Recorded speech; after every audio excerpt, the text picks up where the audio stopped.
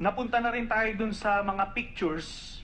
Kung ito ang basihan natin ng guilt, ipapakita natin. Please, yung slides. Kasi nauuso ngayon yung guilt by picture taking. Kanina sinasabi, sa lahat ng mga tinanong ko, si Peter Lim ang pinakamalaking drug lord dito sa Visayas. Sabi ni Espinido, nandito sa Blue Book, sabi ni Kerwin Espinosa, sabi ni General De La Rosa. Walang nagdi-dispute. O ngayon, andito siya, kakamayan niya si President Duterte mismo. In at least 2 occasions. Assume natin na yung dalawa na nakabarok ay pareho. Kakamayan, kumpare ni President Duterte itong pinakamalaking drug lord na si Peter Lim. Nandiyan dyan. O ngayon, sinasabi ko, I am not ready to make a judgment dahil picture yan, then wag din natin gagamitin itong kay Senator De Lima. Otherwise, kung gagamitin natin itong guilt by picture taking, huli na natin si President Duterte. Kasi pinakamalaking drug lord, yung kakamayan niya, 2 okasyon. So, si Kerwin Espinosa, kumukuha siya ng droga kay Peter Lim. So, tao lang siya ni Peter Lim. Ayan, no? So, ngayon, are we now ready to use pictures as a sign of guilt? Kung consistency tayo, yun yung prime suspect. Senator Trillan. Salamat, sir. Well, i-clarify ka lang kay General De La Rosa. Sir, wala akong sinasabing pinoproteksyonan mo. Wala akong sinasabing iniiwasan nyo. So, ang sinasabi ko rito, 6 months na tayo into this war on drugs, 5,000 na yung namatay, pero yung mga malalaki na, ako nakita ko yung concert, kung sino yung mga malalaking pangalan, at inaantay ko na ilabas yun kung talagang babanggain. So hindi ko pa naririnig yung mga pangalan na yun so far. Anyway, moving on to the next topic, and the PNP for breaking through dito sa Mega Shabu dito sa Catanduanes. Hopefully, makita talaga kung sino yung drug lord dyan, at kung aarestuhin natin, hindi natin papatayin yung mastermind, mas lalawak pa makukuha natin kung sino talaga. Ngayon, sir, itong yung sa mga involved sa drugs na na-mention dati ng mga members ng PNP, sino nag-iimbestiga sa kanila, sir? Your Honor, yung 3 general na active pa, Your Honor, ang nag-imbestigas na Polcom.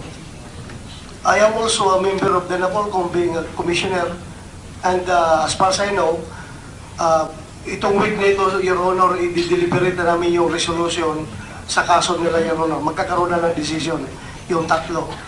Okay. Yung mga generals na yun, sir, yung mga active, di ba nung na-implicate sila, nirelieve sila kaagad, sir, di ba? Yes, Your Honor. Yes. Tapos, so as far as you know, wala nang ibang investigating body na nag-i-investigate doon sa mga nai-involve na members ng PNP.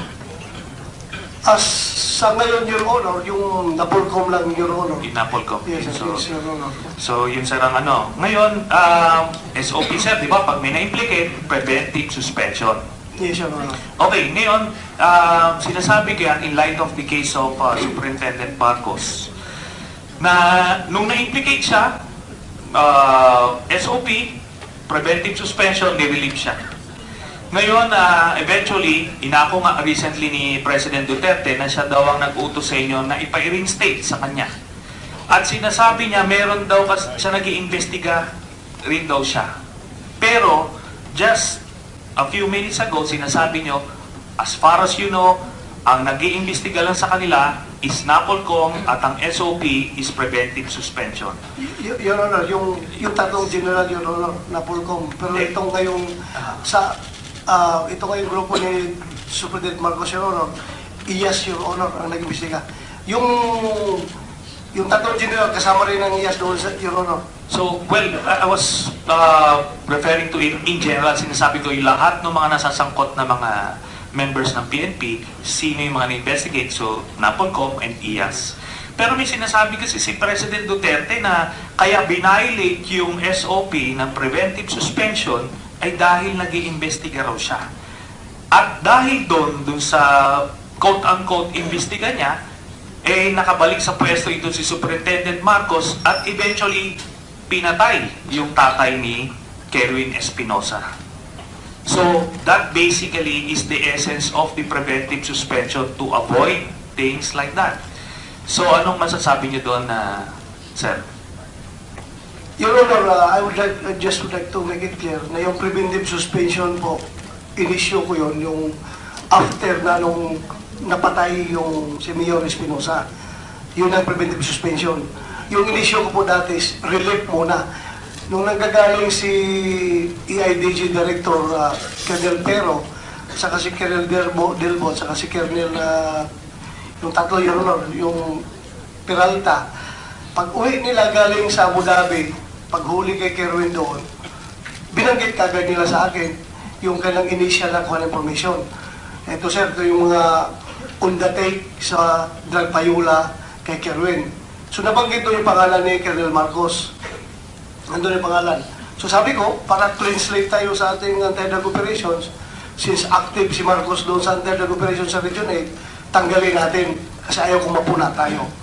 Nirelieve ko doon yung wrong, walang without preventive restriction. Relief lang yun, Honor, hindi po preventive suspension. Yung after na nung napatay si Mayor Espinosa, yun yung preventive suspension. Well, that's very clear, but still, na-violate, binalik. You have 13 seconds, but with the permission of the body, the chair will give you extra 2 minutes to pursue your point.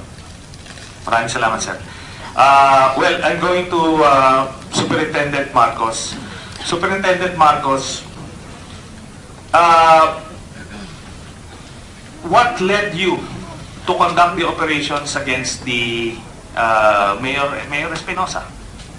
Ano yung nag-motivate sa'yo na bakit hands-on ka doon?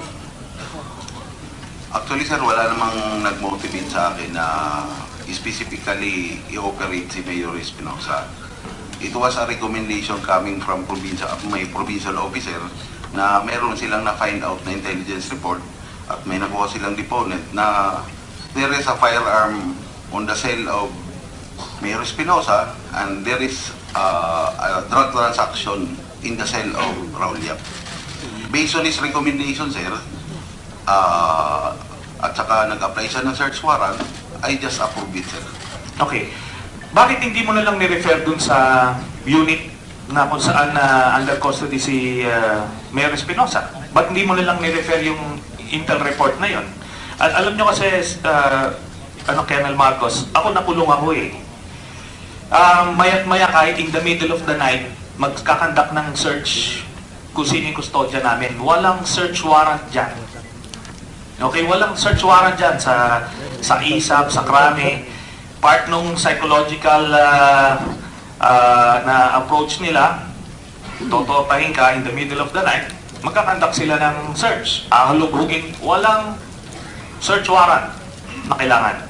Bakit kailangan ikaw? Bakit kailangan yung team nyo? It was the recommendation, sir, ng provincial office. Okay. So, actually, as the regional chief of the CIDG, I have different provinces to supervise. It was the wisdom of my provincial officer na based on his recommendation, I think it is appropriate to do it. Okay. So, aside dito kay Mayor Espinosa, sino pa dun sa grupo ni Kerwin Espinosa ang napatay nyo? Yung isa rin, sir, na subject ng search warrant, it was a 2 search warrant. No, aside from that incident, sino yung nag-operate sa iba pa? Sa iba pang kasama sa circle ni Kerwin Espinosa? Kerwin, pwede mo bang i-enlighten? Sino mo ba ang napatay doon sa grupo mo na Wala na yata. si IDG? Wala po yata, sir, sa amin. may namatay na tao pero hindi ko alam kung anong grupo ang nag-operate sa kanya, si Fernando Balagbis alias Intoy na nasa Baybay City Jail. Okay. Sa City Jail din, di ba? Opo, Your Honor. Pinatay siya sa loob ng City Jail. Opo, Your Honor. Tao mo. Yung abogado ni Mayor Espinosa, sino nag-operate doon? Hindi, Sa pagkakaalam mo, hindi ko po yun alam, Your Honor, kasi wala ako dito sa... Chief Inspector Espinido, meron ka bang insights kung sino ang gumawa nun? So far, Your Honor, yung provincial director natin sa Samar, nag-conduct din sila ng ongoing investigation pa. So yung abogado, yung mga tropa mo, yung dating asawa mo ba yan? Oh, yung sa Cebu, Your Honor. Okay, tapos itong tao nyo, so ikaw na lang naiiwan. Opo, Your Honor. Bakit palagay mo, ikaw ang naiiwan? Bakit inuubos yung mga tao mo, lahat? Meron kayong alam. Kasi sa panahon na yun, Your Honor, umalis ako ng bansa. Kaya siguro mahal pa ng Panginoon, kaya nabuhay pa. Po, Your Honor. Okay. Well, anyway, ito na lang. Alam nyo kasi galing kami sa galing din naman tayo sa serbisyo. Yung ganitong operation kasi, Colonel Marcos, hindi yan ginagawa nung sa level mo lang eh. Hindi kayo very brave na tututukan nyo yung mga jail guards, papasukin nyo doon kung wala kayong basbas. Ngayon yung knowledge na yan, nasa yan, hawak mo yan. Sinasabi ko nga sa'yo, pag nag-umikot ang mundo at nagpalit ang... question na yan, Sani. Yes, sir. Pag nagpalit ang ihip ng hangin, lalabas yan, yung katotohanan. Pero ikaw, habang hindi mo nilalabas yan, delikado ang napipiligro ka. Okay? That's all, Mr. Chairman. Senator Nasan is... yes, Ron.